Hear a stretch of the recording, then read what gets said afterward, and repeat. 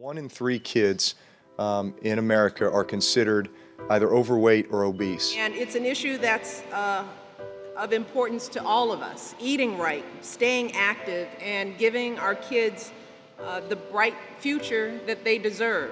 We know that in the end we won't be successful in this effort until we as a nation cherish wellness and health, good nutrition, and physical activity as core American values. We must inspire kids and families to make healthier decisions while simultaneously making it as easy as possible to make those decisions. We do not want to be the first generation of Americans to see our children be unhealthier than us. But we will solve this problem with a constant stream of efforts that continuously make real and meaningful change. It's how we will raise the next generation of workers and innovators and leaders who will continue to make America the greatest nation on earth. In 2009, when Barack Obama came into office, a major issue was brought to the front of the political agenda: childhood obesity. This problem is costing the United States hundreds of billions of dollars annually. Since 1970, obesity rates for children ages 6 to 11 have quadrupled, rising from a 4% obesity rate to an astounding 20. As a nation, we need to help our kids live a healthier and more active lifestyle. The future of our country hangs in the balance. Congress, we need to make a change, and we need your help. With today's technology overload, busy schedules, and unsafe neighborhoods, it has become increasingly harder to get kids to move. This has created a physical inactivity epidemic in which only 1 in 3 kids is physically active each day. Kids are not getting up, they're not getting out, they're not playing like they used to, and the consequence of that is childhood obesity, increase in diabetes, heart disease, cancer, and all kinds of other illnesses.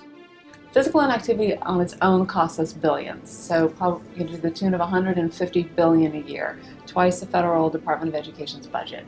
According to the Center for Disease Control, kids need about 60 minutes of moderate to vigorous exercise each day. And when you look at kids ages 6 to 11, less than 50% of them are getting that 60 minutes a day. So you can see it's a significant problem. When you get to high school kids, less than 30%. Starting healthy habits at a young age can last for a lifetime. And other than family, the most influential element in a child's life is school.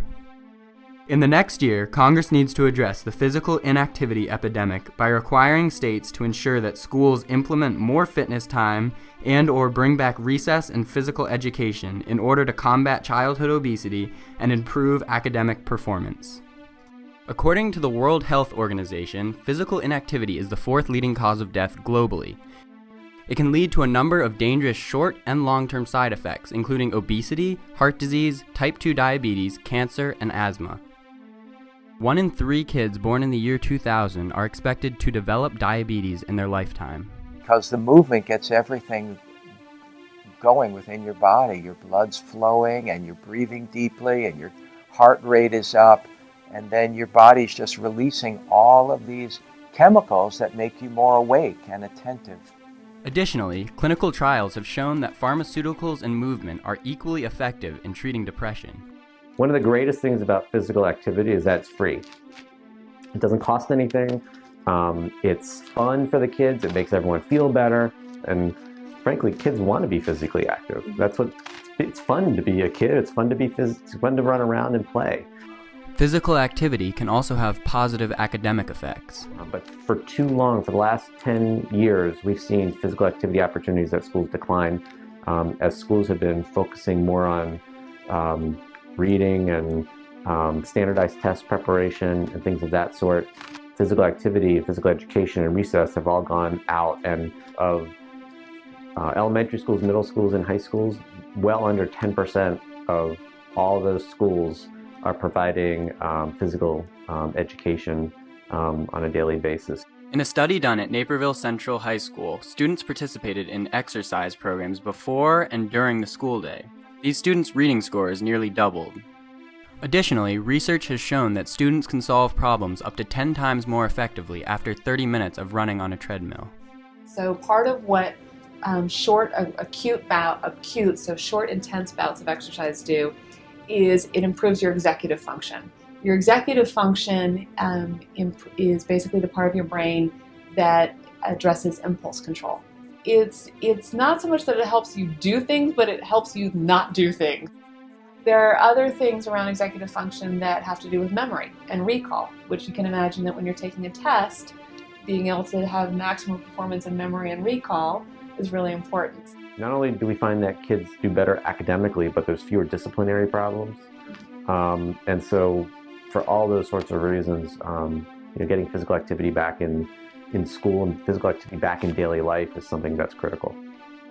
If research has shown that physical activity and improved test scores are related, then why haven't more schools implemented fitness programs?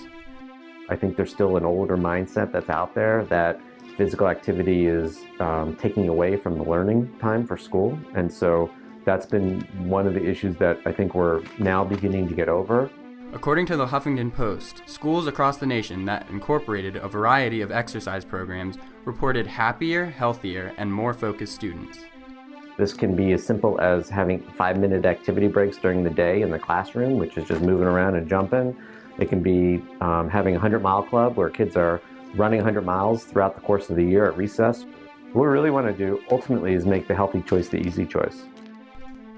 Congress, we're raising a future generation that, for the first time in history, will live a shorter life than their parents.